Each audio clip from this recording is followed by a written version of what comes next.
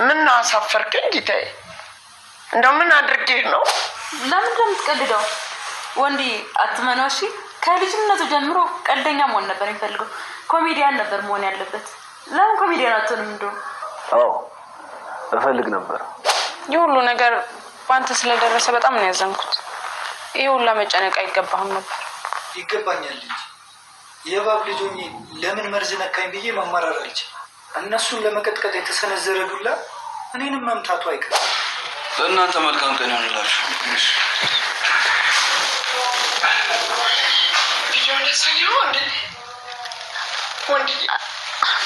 ወንድዬ እስር ቤት እንዳታወርደኝ እማዬ። ደርሰሽ መጣሽ ታዲያ? በስተ መጨረሻም ወርቄ ራሷ ተናዘዘች። ወንዶሰንን ይቅርታ አድርግልኝ እባክህን በማለት እየወተወተች ምንም የማያውቀውን ወንዶሰን እንግዲህ ተንኮል እንዳለባት በራሷ ጊዜ አሳውቃለች። ይሄ ደግሞ ከስጋቷና ከፍራቷ እየተነሳ ነው። ወንዶሰን ቤት ወርቅዬ ስትሄድ እንግዲህ አጋሹ እዛ ቆሞ ታየዋለች። ቪዲዮውን አሳየከውኔ ወንድዬ እባክህ ይቅርታ አድርግልኝ በማለት እንግዲህ ስትቀባጥር ተነቅቶባታል፣ ታውቆባታል ማለት ነው። ምን ያለበት ምን አይችልም እንደተባለው ሳትጠየቅ ተናዛ ራሷን በራሷ ወርቄ አጋልጣለች። የወዲት ጉዲት እንግዲህ ክደቷ እንደቀጠለ ይገኛል። አጋዡ እዚህ ስልክ ውስጥ ብዙ መረጃዎች፣ ፎቶና ቪዲዮ የሚስት ጉድ አለ ሲልም እንግዲህ የልደት ቪዲዮ ነው በማለት እንግዲህ እያስቀየሰች ትገኛለች። ሰላም ጤና ይስጥልኝ ውድና የተከበራችሁ የቻናሌ ቤተሰቦች እንዴት አላችሁ? በያላችሁበት ሰላማችሁ ይብዛ። ለዚህ ቻናል አዲስ ከሆናችሁ ሰብስክራይብ፣ ላይክ፣ ሼር እያደረጋችሁ ቤተሰቡ ነው። ቪዲዮን ስጀምሩ በላይክ ጀምሩ። እንግዲህ የእናት ግፍ የሚለውን ድራማ ወደ እናንተ ይዤ መጥቻለሁኝ። በመግቢያው ላይ እንደተመለከታችሁት እንግዲህ ወርቄ ምን ብላለች? ጓደኞች አሉክ አይደለም ወይ? ጓደኛ አለክ ወደ ውጪ የሚልክና የሚያስልክና የሚያመላለስ ጓደኛ አለክ አይደለም ወይ? 23 ሚሊዮን ብር ከሱ ለምን አትቀበልም? በማለት እንግዲህ ልጇ አስቻለውን እየጠየቀ ትገኛለች። ጠይቄው ነበረ 23 ሚሊዮኑን ጓደኛዬ፣ እሱም እሺ ብሎኛል ሲላት እንግዲህ ፈጣሪ ሆይ እንደማታሳፍረኝ አውቃለሁ ተመስገን ብላ እንግዲህ ሳትጨርስ አስቻለው መለስ አድርጎ ምንድን ነው ያለው?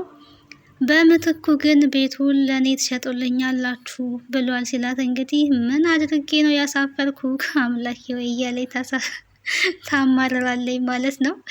ወርቄ እንግዲህ በጨነቃት ጊዜ ያው ፈጣሪዋን እያማረረችም አንዴም እያመሰገነች ትገኛለች። አስቻለው በእነሱ እዳ በጣም ተጨንቋል። የእባብ ልጅ ሆኜ መርዝ ለምን ነደፈኝ ልል አልችልም እያለ ይገኛል። ፀሐይ እንግዲህ እዚህ አይነት ጭንቀት ውስጥ ስለገባክ በጣም አዝኛለሁ፣ አንተ እዚህ አይነት ጭንቀት ውስጥ መግባት አልነበረብክም እያለ ትገኛለች። ይበለኝ የእባብ ልጅ ሆኜ ለምን በመርዝ ተነደፍኩኝ ብዬ ላማርር አይገባም። ምክንያቱም እናቴ እንደዚች አይነት ሴት ናት። የነሱ ጣጣ ደግሞ ለኔ መትረፉ ያለ ነገር ነው ብላለች ብሏል። ፀሐይ እንግዲህ ከአስቻለው ጋር ያው የፍቅር ግንኙነት ነገር አላቸው። ይፋ ባይሆንም የወደፊት ሚስቴ እንድትሆኝ ይፈልጋለሁ ብሏታል። ሙሉ ለሙሉ ባትቀበልም ግን ያው ወደፊት ልታስብበት ነው ቃል እየገባችው። የወዲት ግን አሁንም ሽምጥጥ እያደረገ ትገኛለች። ምንም ሊነቃ ያልቻለው ባሏ ወንዶሰን አሁንም እየተነገረው እንኳን ምንም ሊገባው አልቻለም። እዚህ ስልክ ላይ ያለውን መረጃ ታውቃለህ ወይ? ምን እንዳለ ምን አይነት ቪዲዮ እንዳለ ታውቃለህ ወይ እያለው እንግዲህ አጋጁ የወዲትን ሊያሳስር የሚችል የወንጀል ቪዲዮ እዚህ ላይ አለ፣ እሷን ሊያሳስር የሚችል እያለ እንግዲህ እየተናገረ ነበረ። ከዚህ በፊት አውቅሃለሁ ልበል አይቼሃለሁ ሊበል ሲለው እንግዲህ ወንዶሰን አዎ ይሄ እኮ ዘመዳችን ነው ብዬ ካለውኝ አብሮ አደጌ ነው ብዬ ካለው በማለት እንግዲህ የወዲት ቶሎ እንዳይነቃባት ማስመሰሏን ቀጥላለች ማለት ነው። አጋቹ የሆነ ነገር ሲናገር እሷ ቶሎ ብላ ታስቀይሳለች። እዚህ ስልክ ላይ ያለው ቪዲዮ የወዲትን እስር ቤት ሊከት ቪዲዮ የሚችል ቪዲዮ ነው። በጣም ከባድ ወንጀሎች ያሉበት ፎቶና ቪዲዮ ነው እያለ ሲያወራ እሱ ኮሜዲ ነው፣ ሲቀልድ ነው። የልጅነት ህልሙ ኮሜዲ መሆን ነበረ። እንደዛ ኮሜዲ ስለሆነ ነው እንጂ እዚህ ስልክ ላይ ያለው ፎቶ የልጅነቴ የልደቴ ፎቶ እና ቪዲዮ ነው ነበረ ሲል የነበረው። እንግዲህ አጋቹን ምንድን ነው ያለችው ዮዲት? ይሄ አጋች እዛኛ አካባቢ ያደገ ነው፣ አብሮ አደጋችን ነው፣ አደጌ ነው። እዚህም የመጣው እኔን አፈላልጎ ሊጠይቀኝ ነው የመጣው። እንደውም የችግረኛ ቤተሰብ ልጅ ስለነበረ ምግብ እንኳን የሚበላው እኛ ጋር ነበረ በማለት እንግዲህ የማታውቀውን አጋች ራሷን ነፃ ለማውጣት እንደዚህ እየተናገረች ትገኛለች። ወንድወሰን እንግዲህ አሁንም ምንም እየነቃ አይደለም፣ ዝም ብሎ ነው እንግዲህ የሚሰማት ማለት ነው። እሷ ያለችውን እውነት ነው ብሎ ነው የሚቀበለው።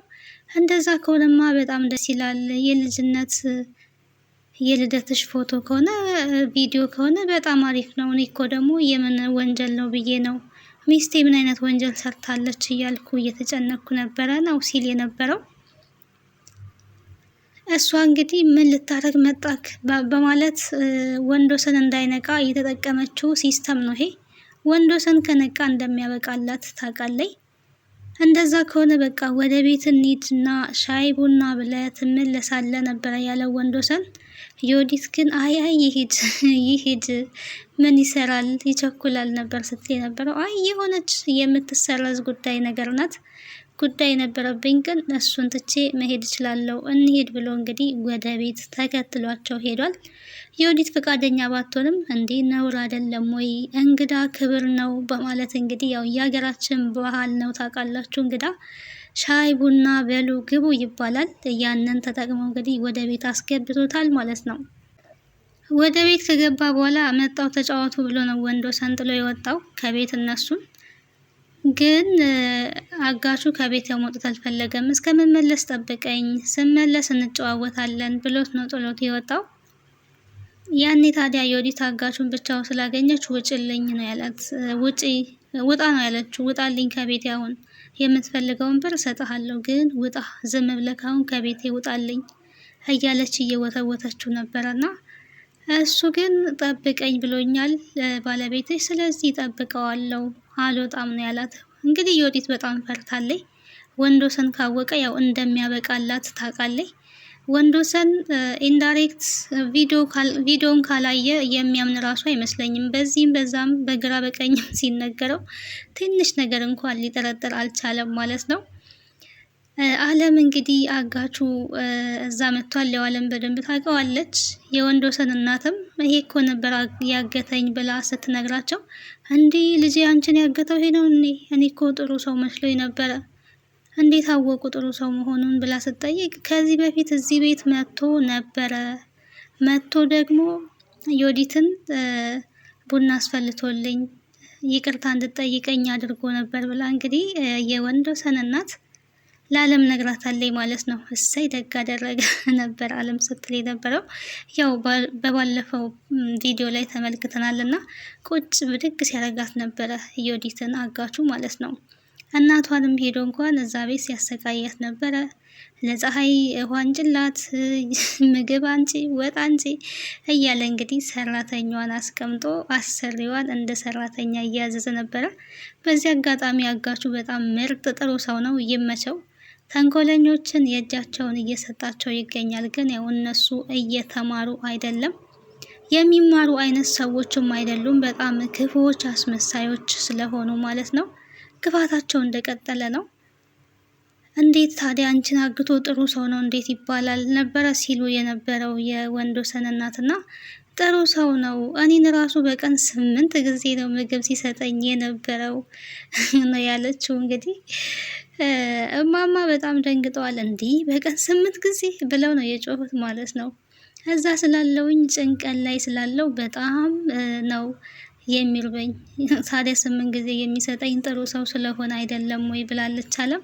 ያው አለም በታገተኝ ሰዓት በጣም ጥሩ ሰው ሆኖላታል። በዛ ላይ እንግዲህ ስጦታ ቀሚስም ገዝቶ ሰጥቷታል። እራት አብረሽኝ መብላት አለብሽ፣ የወደፊት ሚስቴ ትሆኛለሽ ብሏታልና አለምን ወዷታል። እንግዲህ ታግታ አጋቹን በፍቅር አሲዛ የወጣች የመጀመሪያዋ ሴት ተብላ እንግዲህ ተመስክሮላታል ማለት ነው ለአለምዬ። በጣም ብልህ እና አስተዋይ ሴት ናት። የምትነጋገራቸው ንግግሮች ደግሞ ከምንም በላይ የሰውን ልብ የሚገዙ ንግግሮችን ትናገራለች አለም ማለት ነው። በነገራችን ላይ ከተዋንያዎቹ ውስጥ ፀሐይና አለም የቤት ሰራተኞቹ ማለት ነው በጣም ምርጦች ናቸው። ከዮዲት የቤት እመቤት ነኝ ብላ ራሷን ከምታካብደው ሁለቱ ሰራተኞች በቃ ቤስት ናቸው። ታዲያ አጋቹ ከነ ዮዲት ቤት አልወጣም ብሎ ተቀምጦ ባለበት ነው ወርቄ ዘው ዘው ስትል መታ የነበረው።